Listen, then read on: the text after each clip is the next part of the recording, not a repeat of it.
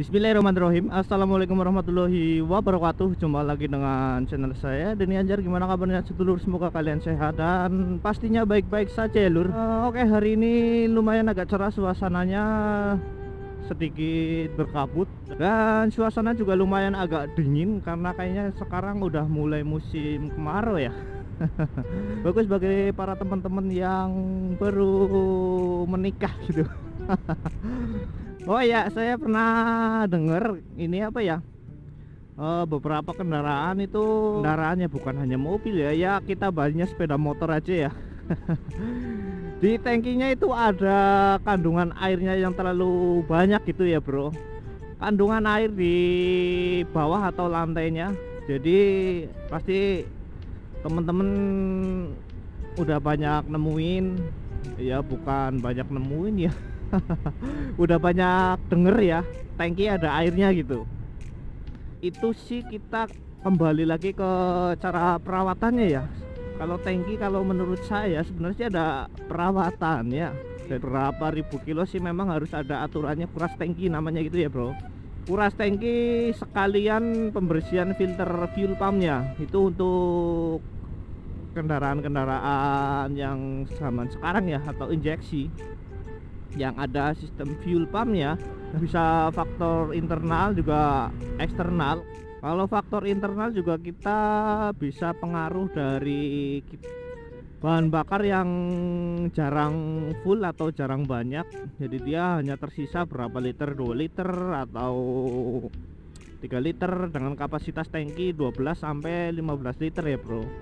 Jadi pasti di dalamnya itu terjadi pengembunan karena suhu yang berbeda, apalagi kalau wilayah kita itu suhu dingin gitu bro, pasti ada namanya pengembunan nempel di dinding tangki lah. Itu lama kelamaan turun ke bawah dan menjadi endapan air. Kalau kita sering kosong, otomatis tangkinya semakin cepat untuk endapan airnya karena terjadi pengembunannya itu terlalu banyak.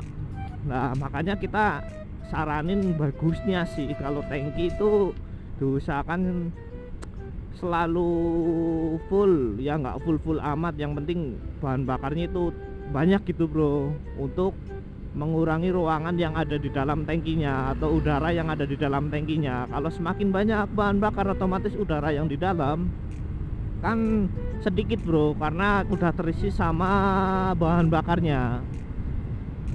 Nah efeknya juga lumayan bro, kalau seumpama dibiarkan nggak dikuras itu, nanti terjadi korosi di bawah tangki atau lantai tangkinya. Nah korosi itu bisa bikin keropos pastinya. Nah makanya banyak kejadian tangki bocor itu. Itu sih kalau menurut pandangan saya, kenapa sih tangki itu umurnya ada beberapa yang nggak awet gitu. Kita kembali lagi cara perawatannya, dan itu juga bisa bikin mogok si kendaraan tersebut. Kenapa seperti itu? Ya jelas bisa bro, karena air yang terlalu banyak itu bikin masuk angin si fuel pumpnya atau pompa bahan bakarnya, itu khususnya untuk yang injeksi ya atau EV. Jadi fuel pumpnya itu kemasukan air, jadi di situ yang harusnya bahan bakar dia kemasukan air, dia otomatis mogok bro. Mau nggak mau harus kita turunkan dan kita bersihkan. Dan ada efek lain juga kalau kita terlalu sering bahan bakar low, itu terjadi overheating atau panas yang berlebih di fuel pumpnya bro. Jadi kalau sangit nih bro, aduh. Jadi kalau bahan bakarnya sedikit, fuel pumpnya itu gampang lemah gitu, karena fuel pump juga butuh pendinginan di saat kerjanya.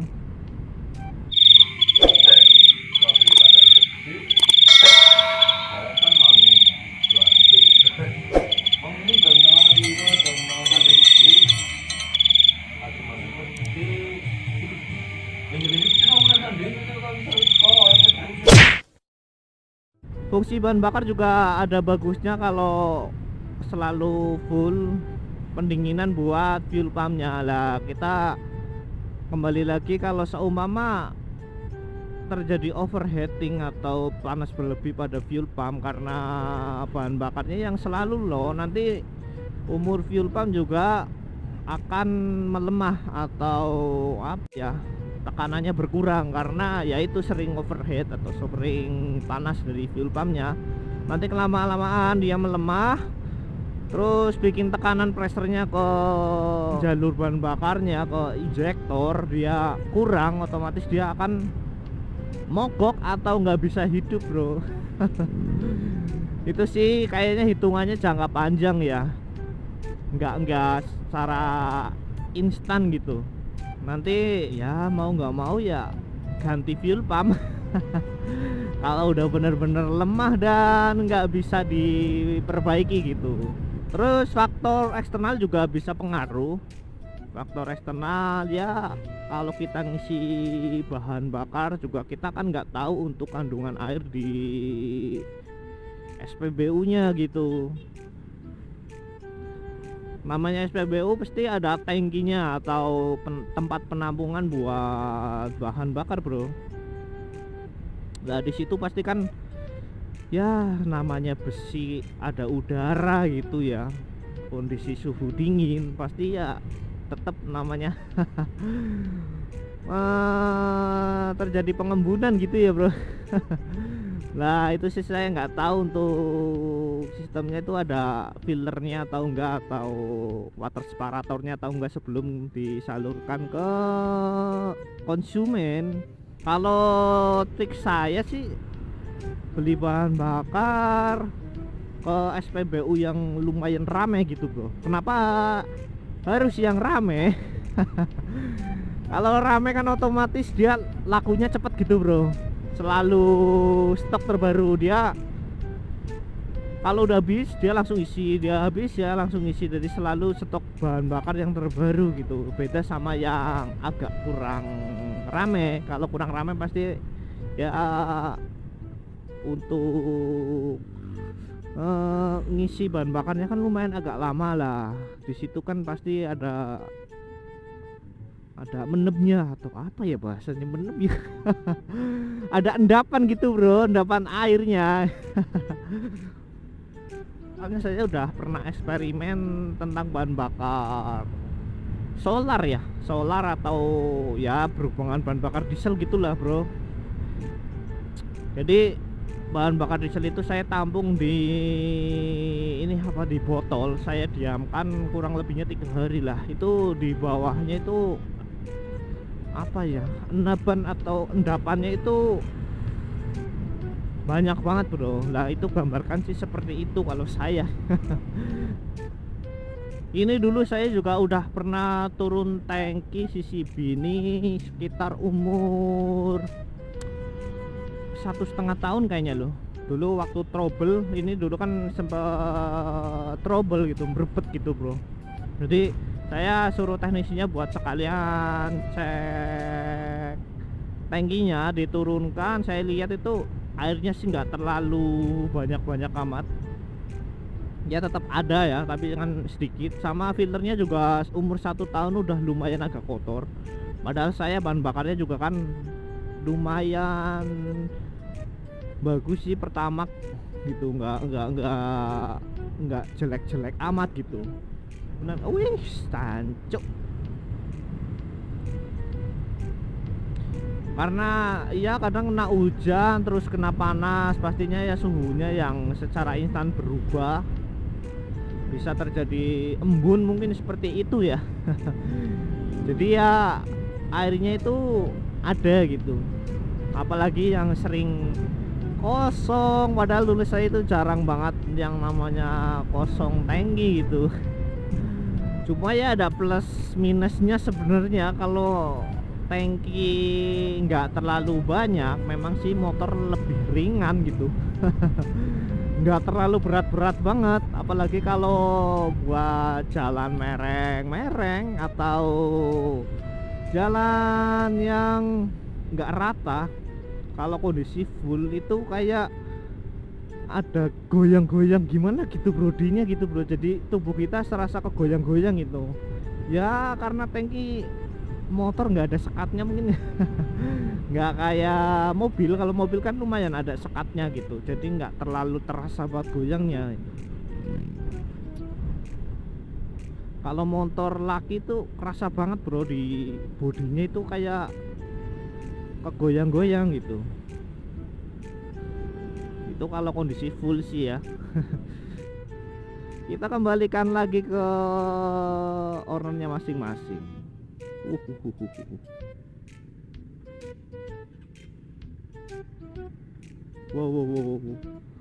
Wow, ngerem mendadak.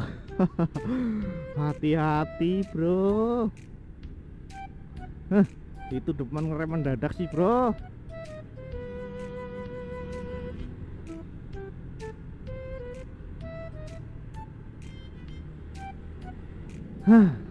Untung saja.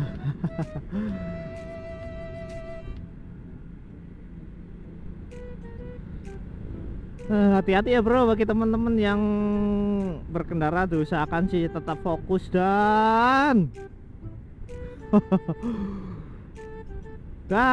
jaga jarak dengan kendaraan lain.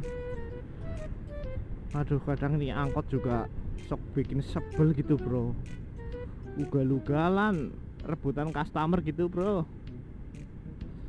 Aduh, kalau ngerem mendadak paling tidak dikasih lampu hazard gitu loh, nggak jadi kita nggak apa ya, nggak dikasih aba-aba dari depan gitu. Apalagi kalau lampu remnya itu nggak nyala, nantang gelut ya. Sangat penting banget ya bro untuk lampu rem, karena kita buat aba-aba sih di belakangnya gitu. Kalau lampu remnya mati kan kita nggak tahu ini kalau di depannya itu ngerem. Setidaknya ada cahaya gitu yang apa ya, buat pemberitahuan sih di belakangnya gitu.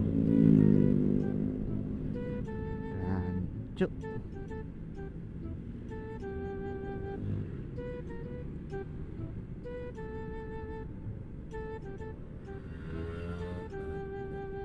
woi, ibu-ibu rariting, sangel.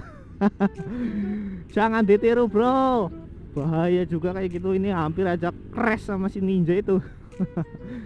Si Ninja kayaknya sih bingung, nggak dikasih apa-apa buat belok juga sih.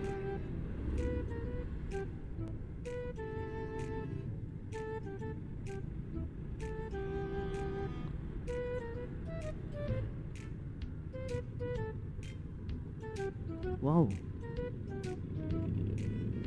mobil apa ya, keren oi.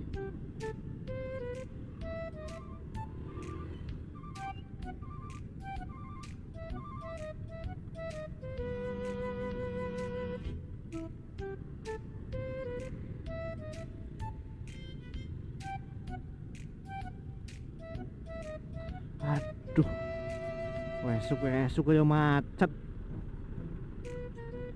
Ono apa kok iki? Ayo, udah siang lur.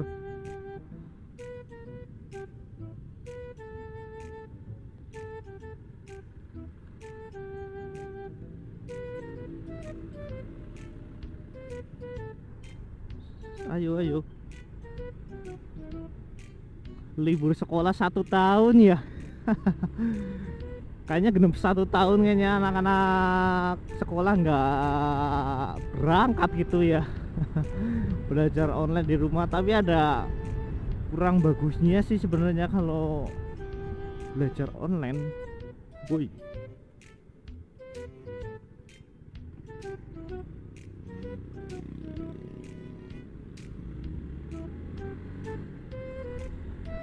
anak-anak jadi malas gitu, apalagi anak kecil. Kalau udah dikasih HP itu bukannya belajar, malah game-gamean bro. Aduh, sayang, sok miris gitu lihat ya. Hilangnya buat belajar, tapi dilihat fisiknya malah main game gitu.